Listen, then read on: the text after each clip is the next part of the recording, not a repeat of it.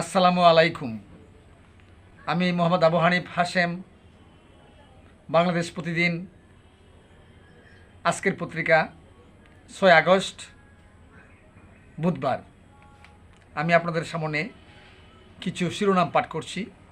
হাসিনাকে হয়তো দেশে ফেরানো সম্ভব হবে না, পরিপূর্ণ গণতন্ত্র আনতে হবে। জামাত সহি ইসলামী দল নয়, এটা বলেছেন হেফাজতে ইসলাম বাংলাদেশের আমির আল্লামা শাহ মহিবুল্লাহ বাবুনগরী। আমি শুধু আপনাদের সামনে শিরোনামগুলি পড়ছি।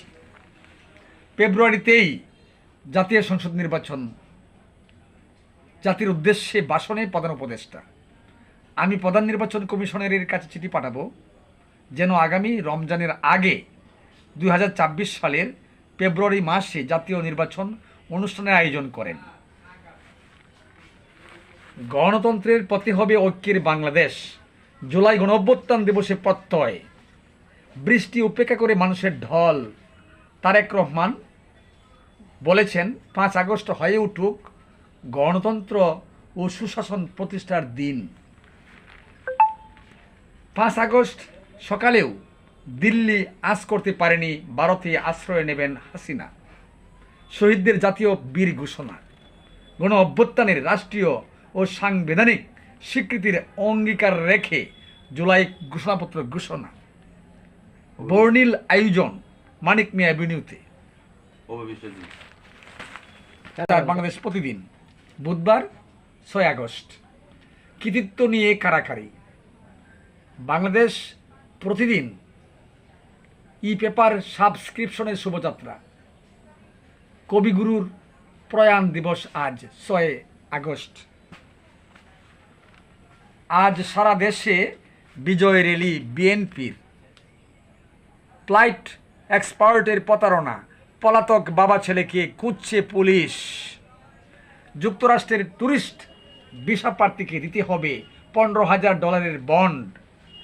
মুরাদনগরে ট্রিপল মার্ডার, নিরীহ গ্রামবাসীকে হয়রানির অভিযোগ। চাকরিচ্যুতদের দখলে আল ফারা ইসলামী ব্যাংক, 6 দিন অচল প্রধান কার্যালয়। ভাঙছে নদী, কাঁদছে মানুষ। শরীয়তপুরে চোখের পলকে ভবন বিলীন।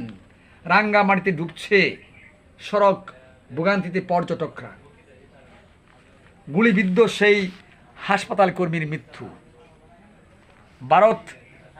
ভারতে বাংলাদেশিকে নির্যাতন, ভিডিও পাঠিয়ে মুক্তিপণ দাবি। সচিবালয়ে কাজে কচ্ছপ গতি, আনাগোনা কমেছে তদবিরবাজদের। বীর নেই উপদেষ্টা সচিবদের দপ্তরে।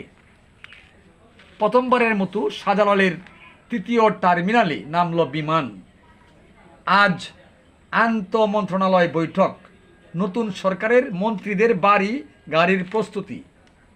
বিভিন্ন দূতাবাসের বার্তা, বাংলাদেশের পাশে থাকার অঙ্গীকার বিদেশি রাষ্ট্রগুলোর। সুপ্রিয় দর্শক, বাংলাদেশ প্রতিদিন থেকে আমি শিরোনামগুলি পড়েছি। আজ 6 আগস্ট। আবার দেখা হবে। আসসালামু আলাইকুম।